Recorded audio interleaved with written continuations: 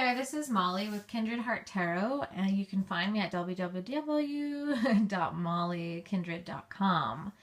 I have all sorts of resources on there, as well as doing tarot readings privately, as well as in-person Reiki and coaching sessions.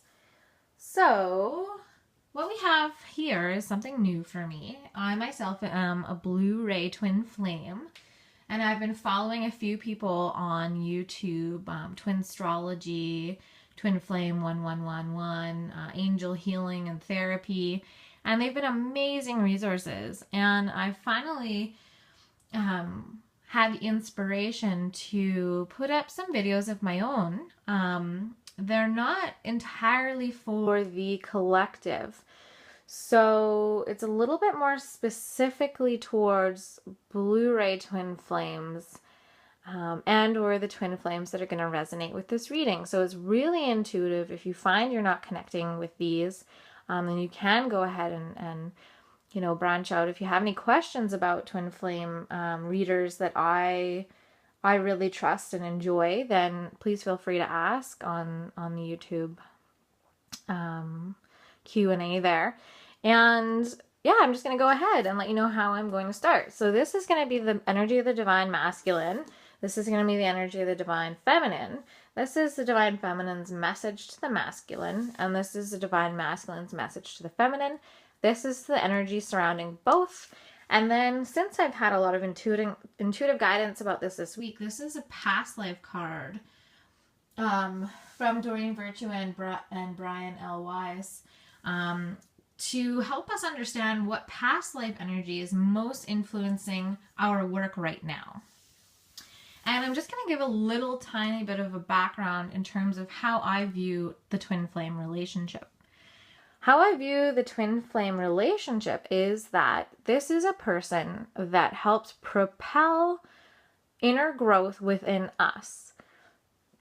It may be another physical being on the planet with us incarnated right now. And if your intuition and your guidance has come through with that, then trust that that person is essentially another body with your soul. So you are likely an old soul who has been through many, many lifetimes, and who knows why we chose to incarnate at this time, most likely because it's an integral time in Earth's history of ascending to a new level, almost bringing Earth from 3D up until sort of the 5D energy systems here. And we can feel that, and there's a lot of talk about that on the web. But in order to get a little bit more into depth in that, you'd have to do some research on Blu-ray twin flames, twin flame ascension, and ascension in general, and a lot of the galactic influences that are coming through as well. So this person is going to trigger you, and that instigates your personal healing. Now, a lot of the ego 3D representations of this are going to be that running and chasing concept. And we can also find ourselves really questioning how we operate in relationships because we're also learning to collapse old ways of looking at relationships. This twin flame relationship, or this sacred union or sacred spiritual partner, is helping us open up to new ways of thinking, new beginnings, new possibilities. And in order to do this, everything else has to fall away.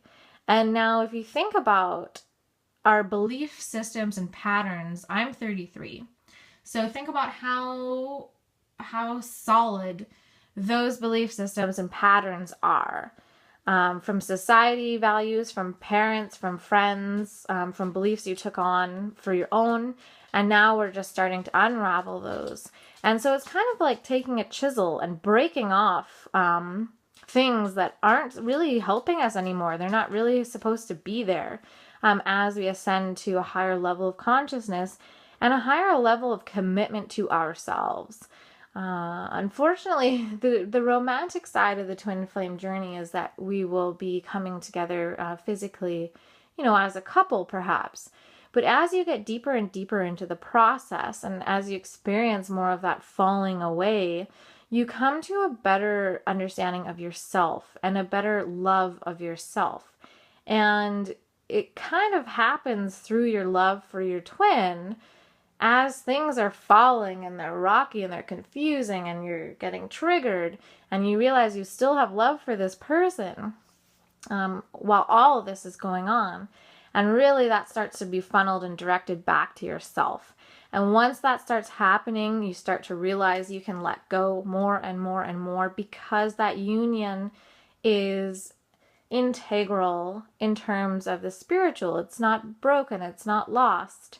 The more you come to terms with the concept that that is something so special that it can't be destroyed by the ego side of ourselves when we're here on earth, then you start to let go of those confines of, having to be in a relationship. Maybe you become best friends.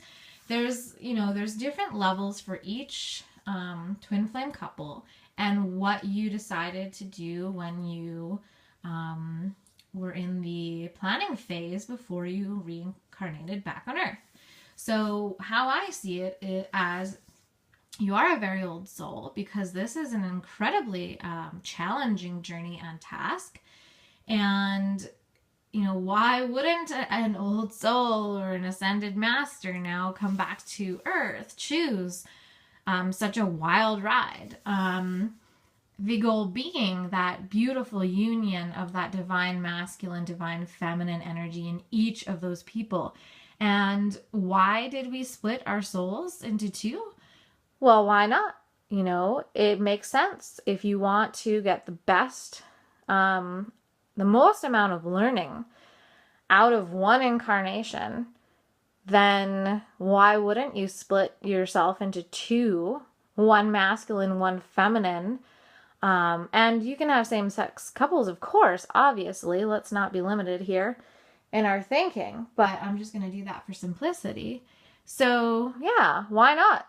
And, our goal is to learn as much as we possibly can in two bodies, one as a divine feminine, one as a divine masculine, and ultimately, hopefully, come together in a beautiful show of leadership and wisdom and strength and courage and ascension. And this will help lead the way for others, and this will really, truly help bring up the vibrations for human relationships astronomically. So let's quickly head in here now. So this is the energy for the divine masculine, and it looks like I shuffled my deck upside down. So this is open up, and it's related to the number 4. So we really have this beautiful energy of the masculine opening up, which is so wonderful. I feel this sort of little bit of softness and vulnerability coming in here, because there's an element of detachment and introspection for this week for the two twins, meaning that it can feel a little bit sad because you may be in a higher level of separation because the two sides are really doing some extra inner work here coming into the solstice on the 21st. So the masculines are opening up.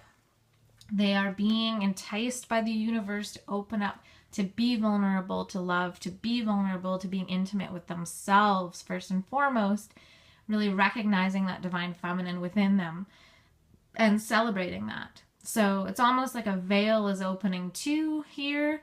Some extra light is coming in, so that's a really good sign for the solstice coming. And also the veils of illusion coming down, coming down, coming down. So they've been working really hard on that. And we've been seeing them and seeing illusions in ourselves too as a divine feminine. So this is really beautiful, fabulous energy for the divine masculine. And this is the masculine's message to the feminine. Dedicated effort. So we've got the divine masculine's higher selves coming in here. And if you're not hearing this from your physical representation on earth, from your divine masculine, this is your message. Feminines, this is 8. This is infinity. Okay, this is a strong number, a strong message, recognizing your effort. Your twin's higher self is recognizing and congratulating and celebrating your efforts. And this is both red, this is both fire, this is both passion and action. So we are moving forward. Continue to be patient and calm. And if you find yourself getting triggered and blasted out of that, you're hopefully going to find that it's not taking you as long to come back to balance. You're still going to have to make the decisions to come from a place of love. So, but this is a really fantastic message from the masculine that they're recognizing our efforts. And of course, the 3D, or the physical divine masculine, is going to be, aware of this, whether consciously or subconsciously. So take that to heart as well. So we'll go over to the divine feminine. The energy around the divine feminine is helpless and hopeless, and it's also that number 8. So I can only speak from my perspective, but that's the whole point of this beautiful reading here, is that I feel like I've done so much work and I've really come to a beautiful place of being a little bit gentler with myself, relaxing control, realizing that the outcome or outlining that I've done doesn't necessarily have to come to pass. I'm just still hoping and working towards the highest and best for this relationship. And understanding that it is a commitment to the relationship itself, first and foremost to myself. So staying in integrity, because one of the things we can find happening is enabling by overgiving, and that's been mentioned in a few twin flame readings as well. So coming back to the self, don't take it personally, please. Obviously, if something happens, you're going to feel that emotionally. We are highly sensitive beings in a highly sensitive time here. And the masculine does have a certain level of, I was going to say obligation, but I'm not sure if that quite fits, to be respectful to you, as you have that obligation to be respectful to your partner. This is a divine commitment, and it has a huge forbearing on the world as a whole, the earth as a whole. It really has this opportunity to bring that that frequency up and up and up. So feeling helpless and hopeless, looking at, a few different pathways here, but we've got the sun, there. And so just focus on the positive, focus on the warmth. If you find yourself focusing on the negative, find a way to redirect, find a way to refocus to something positive. If you're focusing on something negative about your partner, really try hard to go back into what positive qualities they have, or what positive qualities are showing in them or in the relationship. So the feminine's message to the masculine is embrace. And this is major arcana. This is the world. This is us asking them, open up, let everything in, let the universe in. And we're, if we're thinking, why isn't the masculine opening up? Imagine this immense pressure and this immense energy, the possibilities that come with them opening up and breaking down the walls and the fortresses built up for the masculine over the past thousands of years of patriarchy. They're not as aware of the twin flame relationship or even label as we are. So they might know we have a connection, but many of the divine masculines aren't, online like we are, and, have resources such as groups or spiritual groups online to access and to receive support from. So really what's happening is you're being the support system for your divine masculine, but not in the way you think. Before, we were sort of accidentally enabling by overgiving, because we didn't want to lose that relationship. Now we've learned that overgiving is enabling, and it actually takes from ourselves. That leaves us out of balance, so that doesn't work. So now we keep ourselves in balance. We give and receive equally, and we're asking the divine masculine to embrace the world, embrace all of that energy. And so the energy for the two of us is confront. And so this is the moon energy. So we're still challenged with illusion. We're still both working on illusions here. What is true and what is not. And that's for ourselves and that's for the relationship. So this is really have the courage to look at the truth. And that's all we're focusing on here is the truth. And so more introspection and contemplation of the relationship and the dynamics of that coming up this week. And that's a number 9 too. So we have some endings as well. So just remember, we're still sort of sloughing off what doesn't work in this relationship. So there's going to definitely be some hiccups here while we're sort of in the end stretch. If you think of a marathon, that last, 30 feet or so is going to be incredibly demanding, incredibly challenging for the mind, body, and spirit. This is no different. You've been running a marathon and you really need to pace yourself, take care of yourself, and just keep on working bit by bit like we are, making this sculpture and like chipping out line by line and doing fine lines and coarse lines.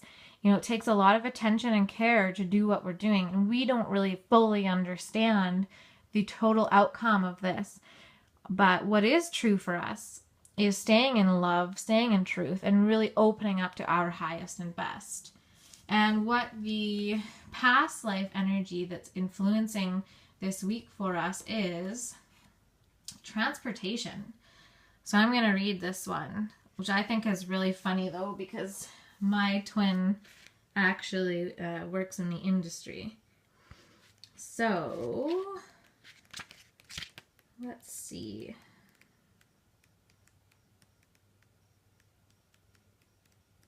Okay. This card signifies that you had intense experiences involving transportation in prior lifetimes. This is especially true if you presently have phobias related to airplanes, cars, and so on. And these fears don't dissipate as a result of getting traditional counseling or hypnotherapy.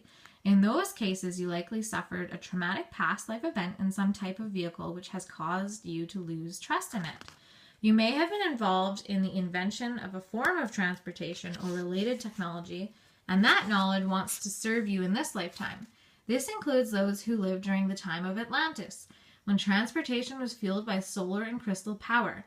Your life purpose may involve reawakening the knowledge of alternative modes of transportation which could be environmentally beneficial to our world at this time. And that's something huge that I didn't mention in the introduction, is a lot of Blu-ray twins have definite connections to Atlantis. So if that resonates for you, then you are in the right place.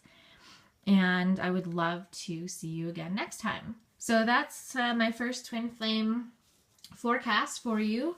Hopefully you enjoyed it, and we'll see you next time. Bye for now.